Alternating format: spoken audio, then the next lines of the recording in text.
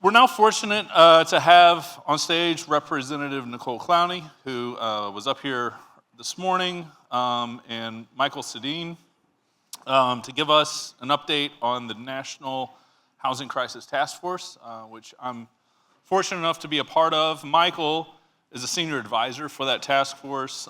He has a background in real estate and private equity, but also has been at the inner circle and involved in the inner workings of that task force since its inception.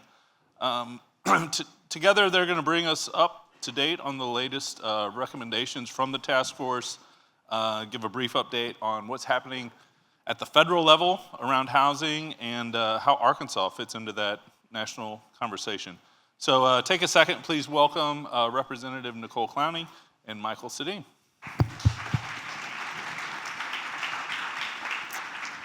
Thank you, Duke, and thanks to y'all. Michael, thank you for joining us. Welcome to Arkansas. Thank you. I guess just to start, can you give us a brief overview on the task force? What is the National Housing Task Force, and what are y'all working on right now? Yeah, so the National Housing Crisis Task Force is a bipartisan group of electeds and practitioners working to surface the most scalable and usable local innovations, as well as some federal ideas. We're co-chaired by Governor Cox of Utah, Mayor Dickens of Atlanta, Mayor Bibb of Cleveland, and Susan Thomas from Fifth Third Bank. And our members, as evidenced by Duke, and actually Cullum is one as well. We have practitioners from across the board, from housing finance authorities, from developers, investors, lenders, and we tried to build a really diverse coalition. So what we've done thus far, we've existed for the better part of a year. On November, I don't remember if it was the second or the night before the election, we put out a federal policy agenda for housing, just to maintain our veneer is the wrong word, but maintain our true bipartisanship. And that's a big old document that we're happy to distribute, and I think some of the recommendations are trickling their way into what this administration's doing.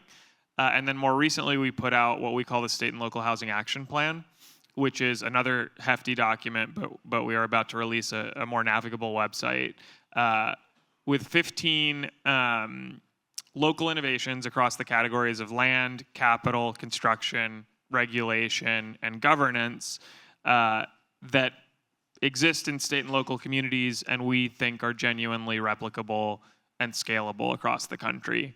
So rather than an overwhelming menu of hundreds of ideas, we really targeted a handful that we think can be scaled. And so with all that said, the next phase of the task force kind of has two components of work. One is thinking about actual implementation and shifting from being somewhat research and academic oriented towards action, especially on the State and Local Housing Action Plan. And the other is to do some even bigger, more provocative thinking, which will be interesting given our bipartisan coalition of actually rethinking the system. What does it take to create real change, involving the private sector more? So that'll be our other output. But we're working with a bunch of mayors. We have a handful of governors signing on to a 10-point plan to show their intention in housing reform. And we're hoping to see some of the interesting things that localities have done, spread through the nation faster. Great, thank you. So I'm really interested to start digging into those state and local action ideas. But before I do, just kind of big picture, you mentioned membership. It sounds like a really broad, really diverse group of folks, diverse geographically, diverse politically, professionally. Can you sum up, taking in all of that perspective, what do you sense is the national mood on housing right now? Yeah, I think we've deliberately chosen to boil the ocean, I guess, because that's what the crisis feels like right now. I think for many of us in the room that have worked in housing for years, we knew there was an affordable housing crisis pre-COVID. But since then, with interest rate movements and kind of the levels of migration that shocked the market a little bit coming out of COVID, it's really hit the national mood at the median too, not just at low incomes. So I feel that we're kind of, there's kind of two sentiments. One is the recent shock towards the median home buyer of what's happened to their prices and their interest rates and their payments, potential payments doubling, making it a truly national political hot button issue. And the other is the underlying issue that we all know that we've been underbuilding at least since the global financial crisis, if not before. So I'm kind of like, as if we think of ourselves all as well, we knew this was a problem even before interest rates doubled. I want to make sure we know it's a problem. It's still a problem as interest rates potentially go down, and that we're not just beholden to the fickle kind of, is this a flash in the pan moment when housing feels so terrible to people that are well off, so they care. But it's actually been an issue below the median and at low and moderate incomes for longer than that. So we're kind of riding that wave a little bit of attention, but we need to remember that, we're probably still going to have an issue in 2030, even if interest rates are zero again, and that we have to keep at this problem for decades. And I so appreciate the attention on state and local policymaking as part of that solution. It's critical here. So you mentioned the state and local action plan that the task force came out with earlier this year. Arkansas is an interesting place. We've talked a lot about Northwest Arkansas today. Audra and others have talked about other parts of the state, but you have heard, I hope, that there are parts of the state that are growing really rapidly, experiencing this hyper growth, and there are other parts of the state that are incredibly economically depressed. When you're thinking about policy solutions for Arkansas going forward, I'd love to hear your thoughts on where we go from here. So I've just got a couple questions in that vein. And the first is, what role do you see for state elected officials? Because I have the mic, I can ask questions that are relevant to me. But what role do you see for state elected officials in encouraging or even requiring changes to municipal zoning codes in order to allow more types of housing? Yeah, I think we've seen states use carrots and sticks on zoning to varying degrees of success. And I think, especially in a place like Arkansas that is not the biggest state in the union, it's a decent level of Zoom for planning. There's been discussion of regional planning in this area as well. So we've seen everything from outright state preemption to targets that have to be hit to incentives for upzoning. But I think across the board, zoning, permitting processes, building codes, et cetera, it is useful to have some, at the very least, some incentives offered from the state level, if not outright preemption or at least thoughtfulness on regional goals. So we've seen everything from kind of the extreme of California, which is probably not where Arkansas would end up, I don't know, to more programmatic, some incentives or some subsidies that flow from the state level might be reliant on upzoning or flexibility or uniformity. We heard a lot this morning about alternative building techniques, 3D printing, modular construction, manufactured housing. Can you talk a little bit about how the task force specifically is thinking about those innovations? Yeah, I think the funny thing about our buckets, land, construction, capital, regulation, and governance, is that we try in everything to organize things in a MECE, mutually exclusive, comprehensively exhaustive way for the consultants out there. But frankly, every category matters, and modular is a great example of cracking the technology hasn't been enough. And even just cracking, the building code won't be enough in itself. So the biggest issue we've seen is the CapEx that it takes to start up a factory. and actually sustaining demand. So one of our tools was written on regions or states pre-buying units to really get a factory going versus just, oh, we have one developer, one deal, trust us when we build 200 units, everyone's going to see how great it is, and then we'll get our next 10,000. But really, these factories need thousands of units of demand to exist. So could that be something that a locality, a region could hold hands and guarantee some demand for, is one piece. But again, modular is a problem to solve at every level. Insurance is different, contracting is different, so it takes a lot to go from just we built a really cool technology to here are some units being placed. But I think this state has massive potential, natural resources for those that care about mass timber, for instance, plenty of land, as we discussed.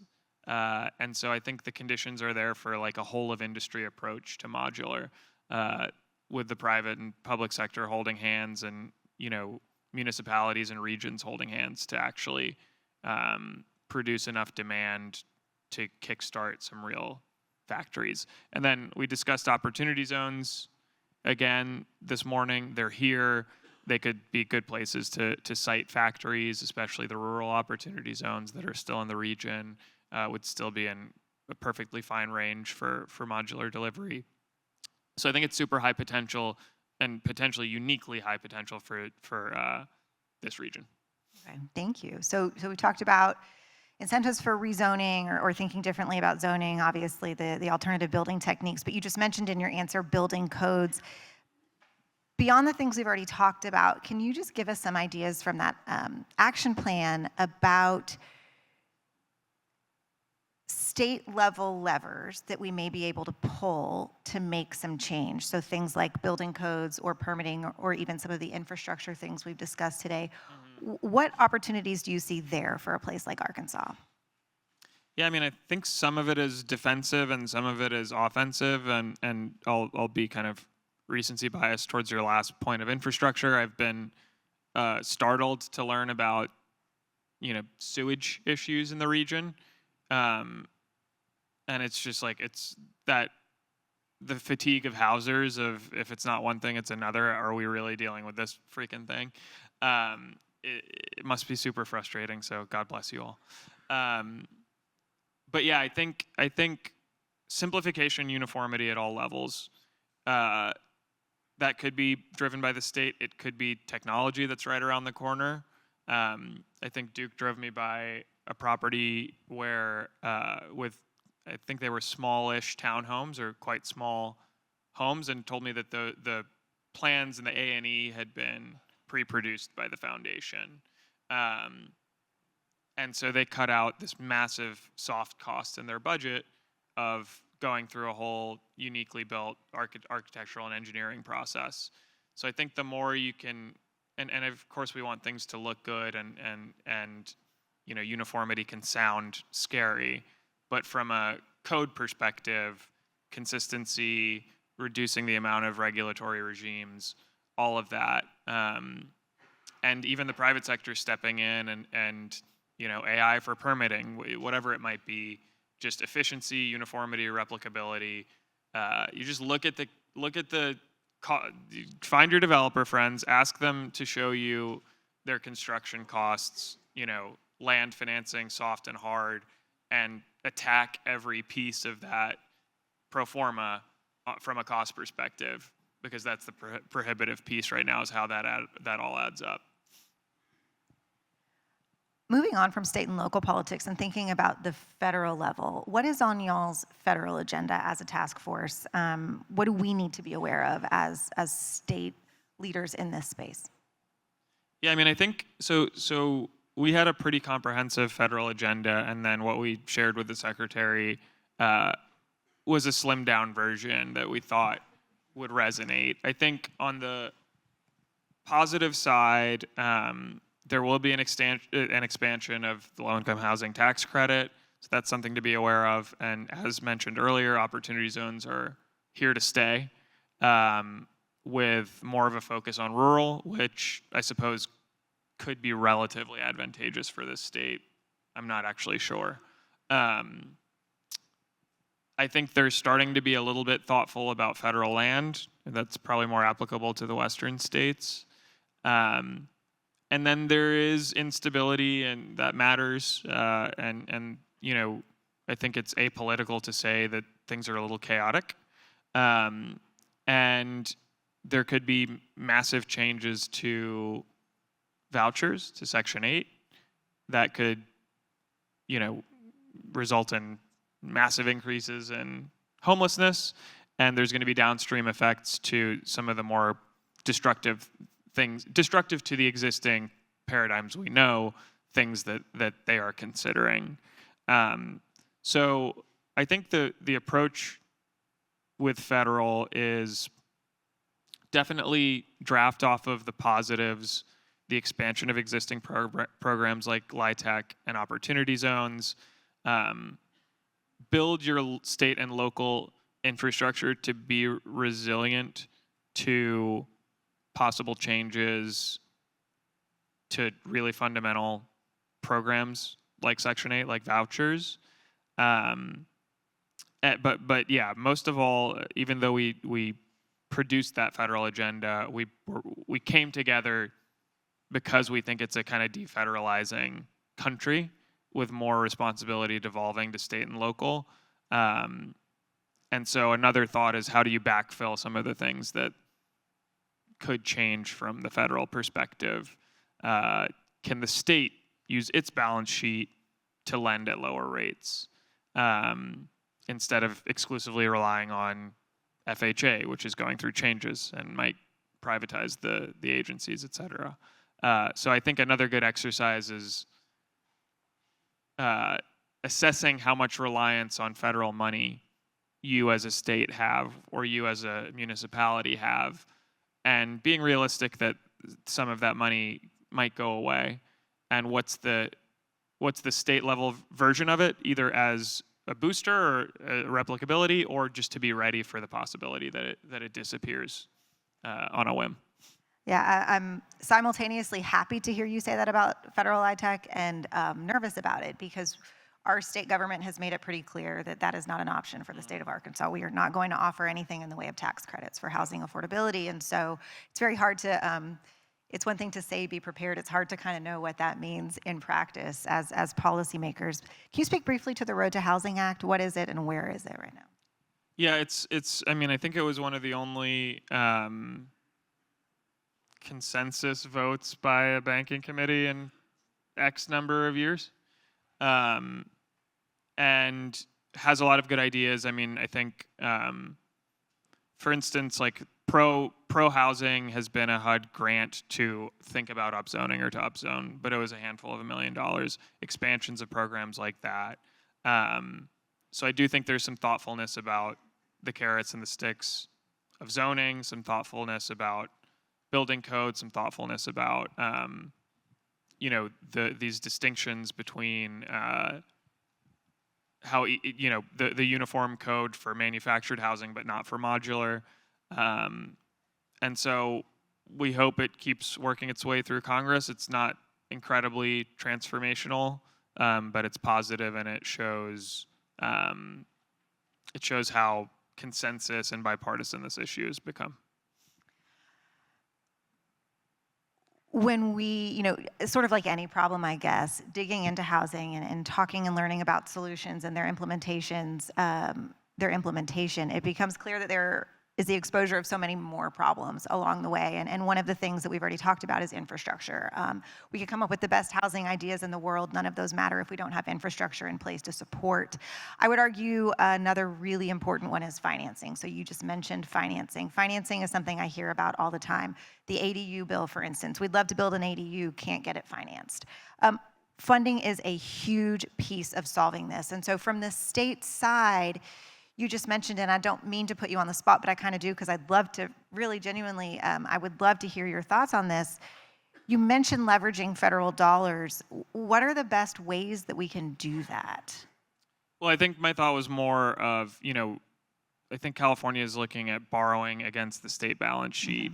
Utah, for the starter home program that we wrote about, is using state funds to lend at, I think, Fed funds plus 150 basis points for homes that sell at $450,000 or below. And we also wrote a paper on community foundations. The idea of like, where is there cheaper capital? Where can it be generated? Is it foundations stepping up? Is it foundations borrowing against their endowments? Is it the state borrowing against its balance sheet? And then some of the other capital solutions we wrote about. One, in San Francisco, they have a housing accelerator fund that, for properties that will ultimately be supported by public dollars, it can be quite hard to build given the public dollars restrictions. So they've built kind of a philanthropic-backed bridge facility where when they're building, and I think maybe in Arkansas I can say this freely, in California I might get in trouble, when they're building, the money's private, the labor is free market, and it just cuts their costs and their permitting and their everything massively, and then they're taken out at the time of stabilization, if it's a homeless facility or something like that, by public dollars. So it's just increasing the rate of delivery. So just ideas like those, and I wish the market was perfectly efficient and like prevailing interest rates were getting housing built, but they're not. So again, to that point of looking at the capital stack and hammering anything you can away, cheaper debt somewhere in that stack, whether it's coming from philanthropy or state and local, is always going to be helpful to developers. And in addition to lending, I know insurance has also proven to be a big hurdle, whether it's the rising cost of coverage or just questions about insuring homes in higher risk areas. How is the task force thinking about insurance as a barrier, and what can states do to help stabilize those markets? Yeah, I would say I would freely admit that it's probably a gap or a deficiency, but we're starting to think more deeply about it. It's really, really, really hard. So I don't think we've landed on whether we would ask states or localities to backstop insurance or the feds in any case. So I think at least in the State and Local Housing Action Plan, we've written more about building resilient housing that is more insurable than reinventing the insurance system. But someone does need to figure out how to reinvent the insurance system. So. Also, can you do healthcare Volunteers? next? No, I know. You mentioned up top that one of the things you're doing is looking at things that localities are doing well. Whether we're talking about before these action items being released or afterwards, what progress have you seen at the state or local levels across the country? I mean, I think, and especially as I sit here today, and it feels like this is already brewing here, if not already done. On the governance piece, I think we've seen some really good examples of coalition building and partnership. In Atlanta, the mayor convened a housing strike force that includes folks from his education department, anyone that might touch housing in any way or might have land in any way. There is a common intake form now with Atlanta's Urban Development Corporation that basically says, I have a project, I have a gap, and that will get distributed to any department in Atlanta that might help, and the community foundation, and what they call a funders collective of other groups that might have gap-filling capital. So I think just that idea of, in a place, housing is more than the housing authority or the one person and that's a head of housing in a mayor's office. It touches everything, and everything is touched by it. You probably have more land than you think across departments. So just, it seems simple, but an initial coordinated effort to get everyone and anyone who might touch housing talking about the same goals is a great start. So I think that's struck us. And then again, on the organizing side, we wrote about Alabama, which has received a disproportionate amount of opportunity zone dollars because they organized well around opportunity zones. So sometimes it just takes a catalyst. I mean, in Atlanta, it was the mayor's goal of 20,000 affordable units. In Alabama, it was opportunity zones. Other places organized really well when Amazon HQ2 came out. I don't know what the inciting incident is here. It feels like it's happening organically, just with the kind of growth that's hard to handle. But yeah, what's it going to take for folks to start thinking regionally, working together, cross-department, et cetera? So I'm really interested in that organization because it sounds like the Atlanta piece kind of came top down a little bit and now is more grassroots. But how did the organizing happen in Alabama? Who got organized? Who's really driving that? It was a random young person Wow. who started by building a database of financeable projects and connecting with folks that were going to invest in it. It was kind of a white space because opportunity zones were new, so it offered that, basically design this as you go, and it's grown to really be something. So I think, again, our opportunity zones should be a decent opportunity for this state, especially given the focus on rural, especially given the politics of the administration aligning with the politics here. So sometimes I do think it's kind of what's the inciting incident that rallies folks to work together. And Opportunity Zones 2.0 could be an excuse for you to convene people at the state level to really think about, are we choosing these zones deliberately, and is housing like a really important overlay for our designations and for our organization once we do make our designations? One of the biggest inspirations for the ADU bill that we passed last session was looking at something that Fayetteville had done, an ordinance that Fayetteville had in place that was really kind of a gold standard for ADU policy.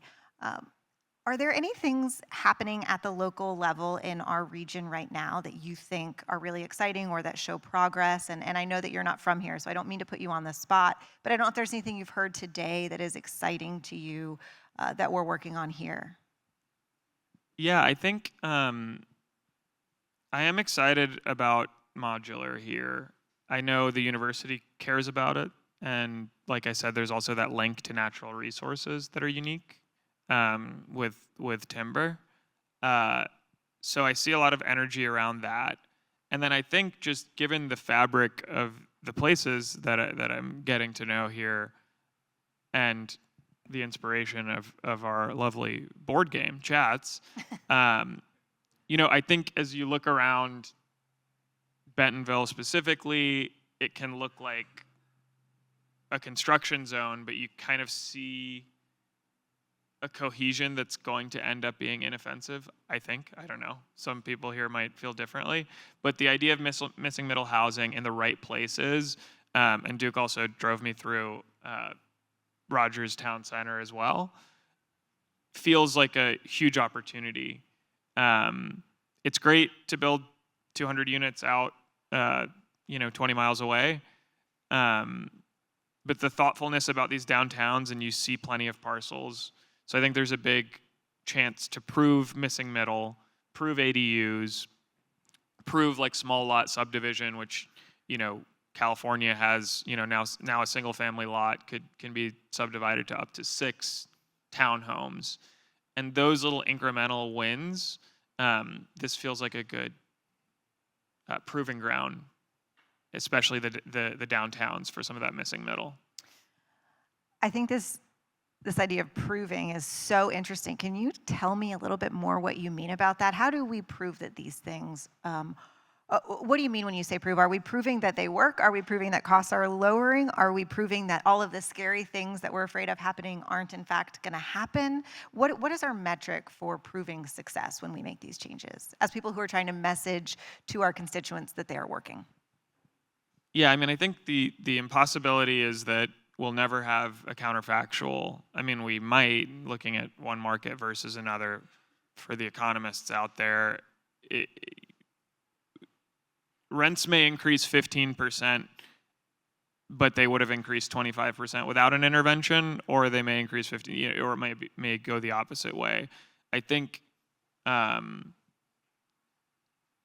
starting with it's not as scary as we think to have housing and just like absorbing a proper number of units, taking vacancy from 4% to 8% without it feeling like, zombie land of empty units. And the downtown still feeling accessible and walkable and having some character, even though a duplex went up, it's a big psychological hurdle. But also, I do think just the pure supply and demand story of we built, our rents went up X, and region Y that has similar growth dynamics didn't build, and their rents went up more. It's important to prove over time, and there's just been so much demand here that there hasn't been an opportunity to prove that rent growth will be lower at 10% vacancy than at 4% vacancy. Thank you.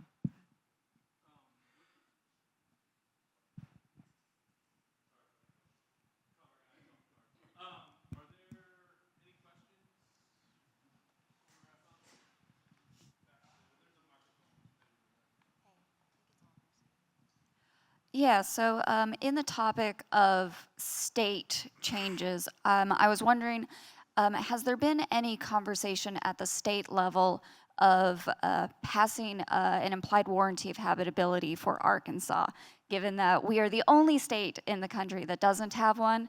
And affordable housing is critical, but it is also critical that the affordable housing that's provided is actually habitable and that people aren't living in places with toxic mold or without electricity or running water.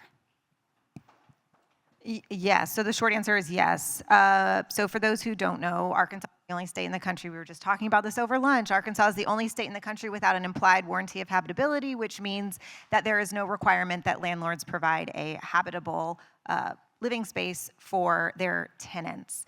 This is a huge problem and something that we have to fix. There are attempts every legislative session to fix it, and so far those have not been successful. We've gotten a few things added to the list of things that landlords have to provide, but you're right to note it, you're right that it needs to change, and we are fighting for it and welcome any help we can get. Thanks. We have time for maybe one more, if there is one. If not, I can ask one kind of closing question. Michael, Taskforce is coming together again later this month. What's the next 12 months, 18 months for the task force? Yeah, I think, well, first of all, we're excited to get people together, and it's incredibly powerful when you see Governor Cox and Mayor Dickens effectively agreeing on 90% of housing issues from opposite sides of the aisle. So it's always powerful when we can get everyone in the room. I think we're eager to implement some of these ideas, spread them across the country. We have a mayor's implementation committee that's led by our partner, Accelerator for America. But I think if any folks in the region are interested in jumping on in cohorts like that, we'd be super excited to welcome this region. So it's really taking a bunch of paper and turning it into action is the next 12 months, in addition to some of the more provocative ideas of what does it really take to get modular to happen? Is it an insurance revolution? Why can we put $1 trillion towards data centers but not towards new innovative housing techniques? So we kind of have, the groundwork. Well done. Well done. Is there another organization I can reference in the other part? and that high level thinking as well. So we're pretty excited. That's great. Well, thank you for being here today and sharing the update. It's been interesting to me how often I get asked about the task force work. I think this is a region that is interested in innovation and best practices and trying things. So thank you for giving us an update. Let's give Representative Clowney and Michael a round of applause.